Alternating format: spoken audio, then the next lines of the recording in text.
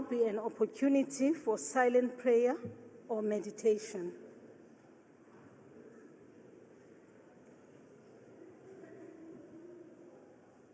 Please be seated.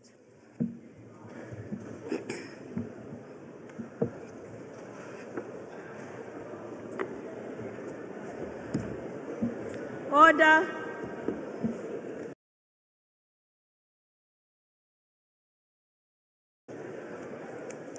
Honorable members,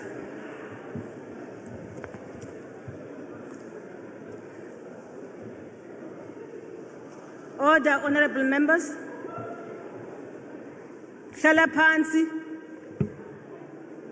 Sit down, honorable member.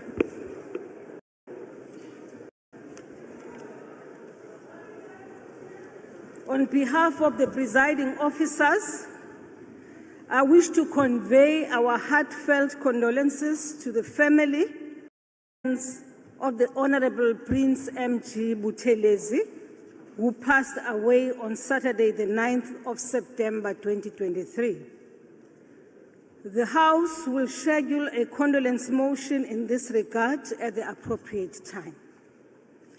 May we stand and observe a moment of silence in memory of the honorable member and all those who have departed.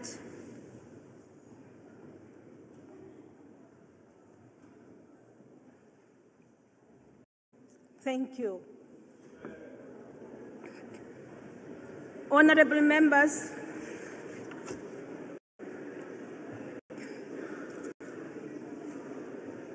I should also inform the House that the Speaker and the Chairperson of the National Council of Provinces, together with leaders of political parties or their representatives, will visit the Buthelezi homestead on Wednesday, the 13th of November 2023. I thank you. Order of the day, September. You know why? November is my birthday. Thank you very much, honorable members. The Secretary will now read the order of the day. Consideration of recommendation for the removal of Advocate B. Mkhwebane from the Office of the Public Protector in terms of Section 194(1)(c) of the Constitution. Honorable members, on the 3rd of December 2019, the House adopted rules to provide for procedures to give effect to Section 194 of the Constitution pertaining to the removal of office bearers in institutions supporting constitutional democracy. The report of committee on Section 194 inquiry, established in terms of National Assembly Rules 1 to now, is now before the House, and after the debate, the House must take a decision on the recommendation of the committee that the Public Protector be removed from office. At this point, honorable members, I have a list of speakers, and I now invite the chairperson of the committee, the Section 194 committee, Honorable Richard Gyangi.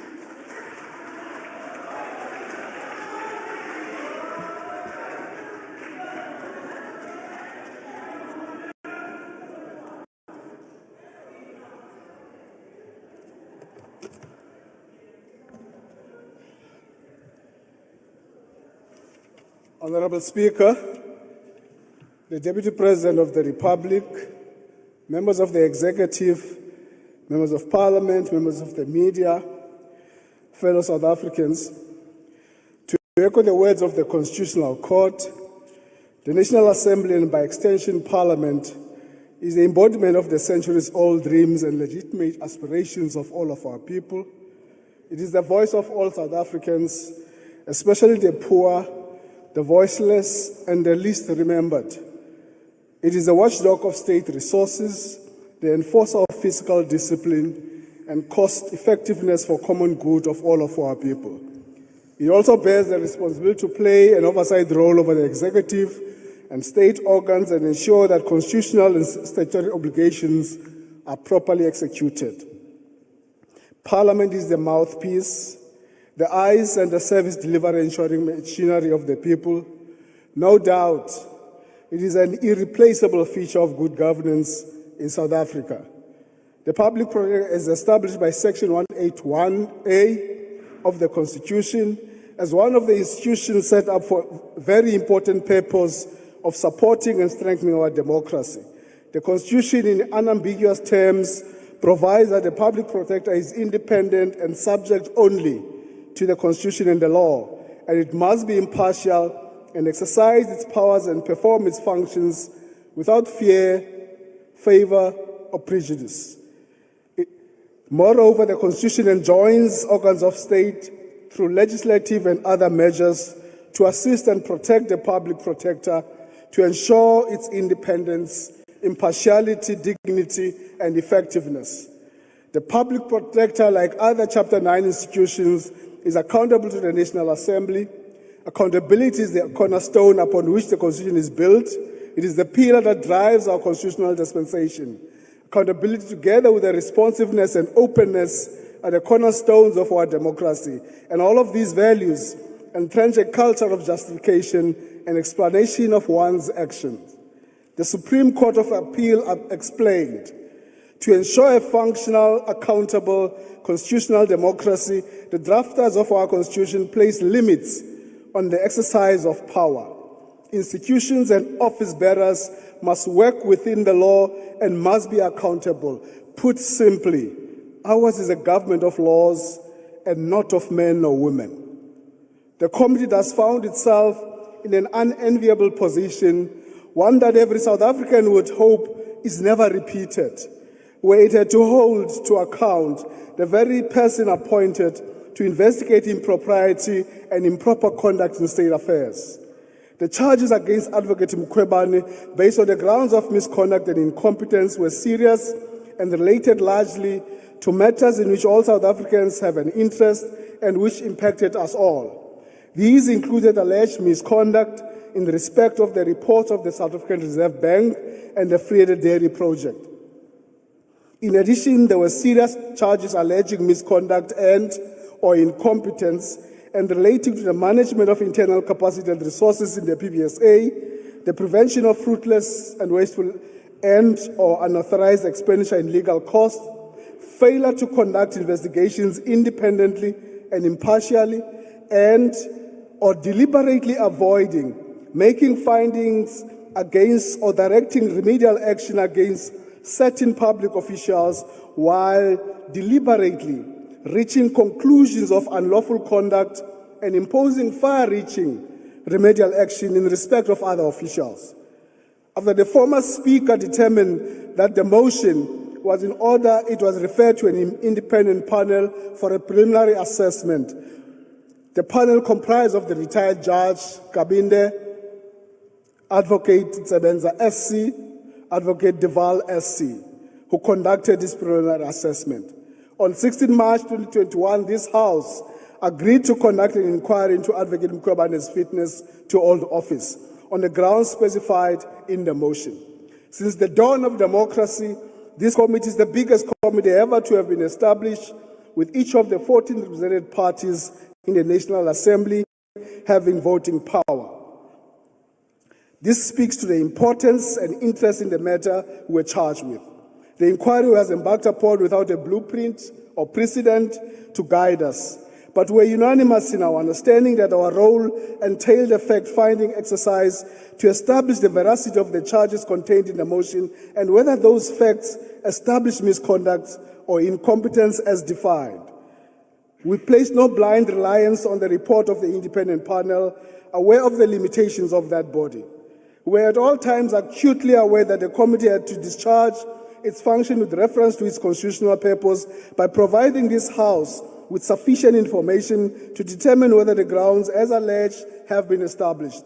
I have no doubt that the committee has established on the facts that Advocate Mkhwebane has indeed misconducted herself and is incompetent. She is therefore not fit for this esteemed office which she has been entrusted.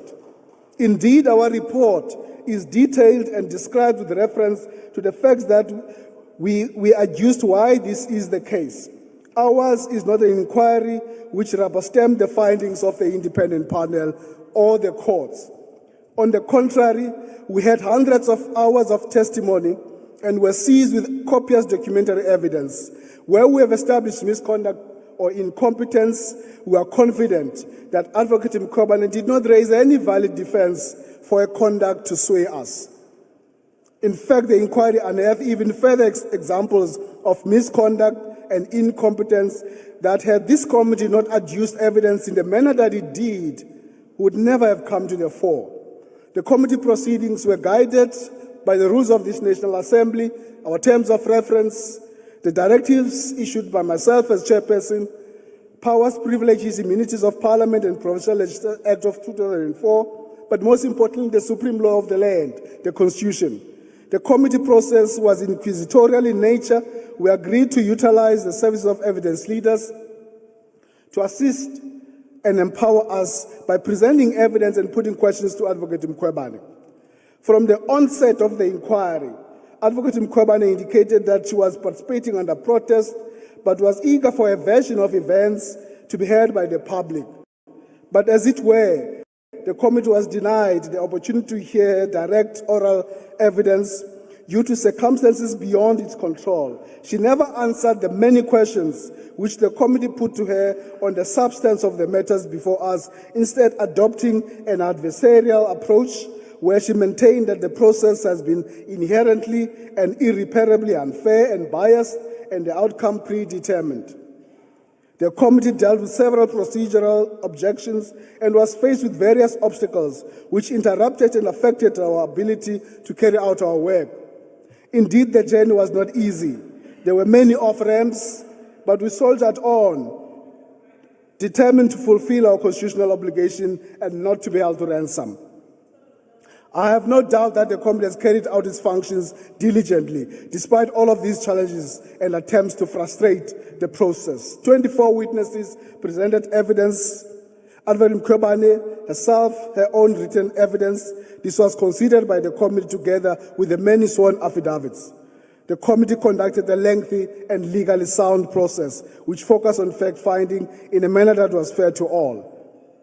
The committee called witnesses and was presented with evidence in addition to the judgments, which contained serious adverse findings against Advocate Mkhwebane. Had any such predetermined outcome existed, the committee would surely not have plowed the time, financial and human resources into understanding the role of the public protector, the manner in which she investigated.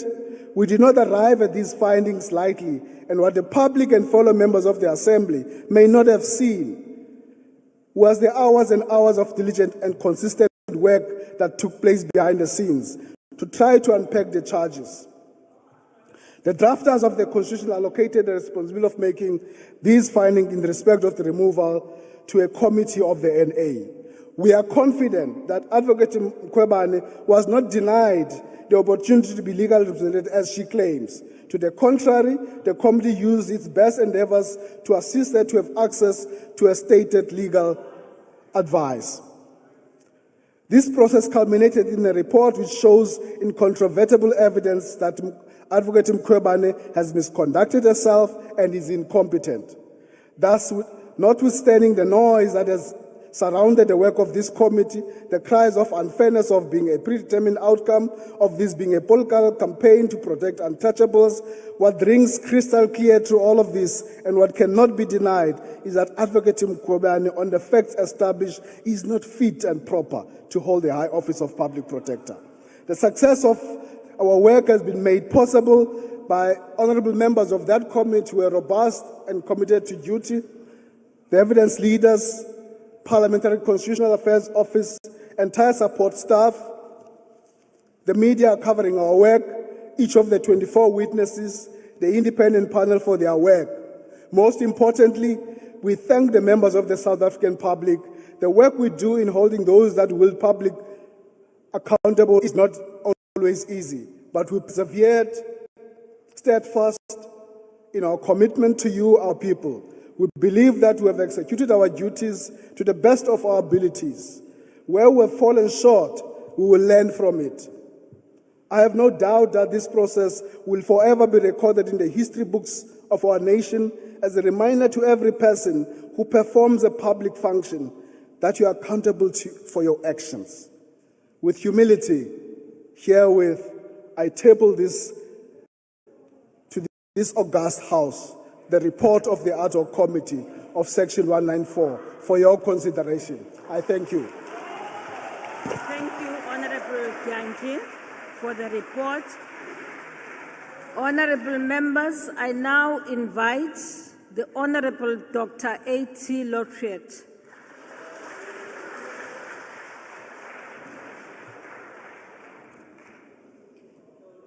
Speaker, in a 2016 matter, the Constitutional Court expressed itself by saying, "The Public Protector is thus one of the most invaluable constitutional gifts to our nation in the fight against corruption, unlawful enrichment, prejudice and impropriety in state affairs, and for the betterment of good governance." And I agree, Speaker. The office of the Public Protector is one of the most invaluable gifts to our nation.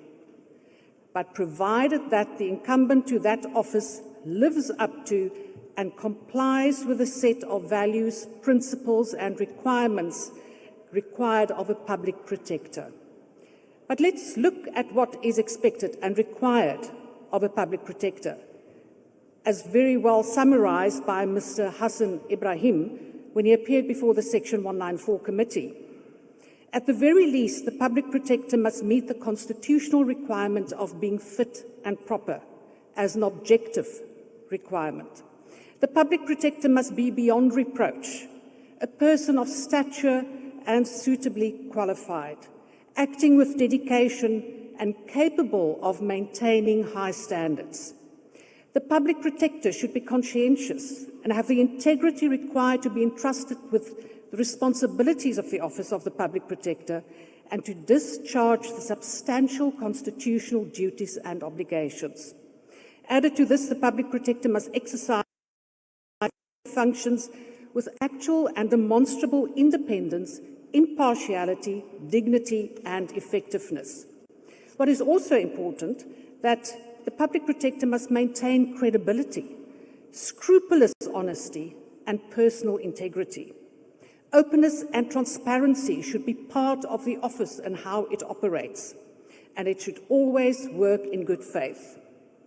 But very importantly, Speaker, at all times, the Public Protector must not put personal interest over and above the public interest, and not put personal interest above those of the Office of the Public Protector and the mandate of the office. This is a very high bar set, and the incumbent whose responsibility is to give effect to it.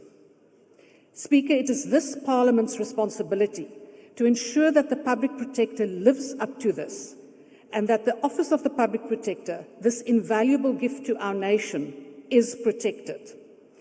It is therefore a seminal point in our democracy today, where Parliament is requested to express itself on the fitness of the incumbent Public Protector to hold this esteemed office.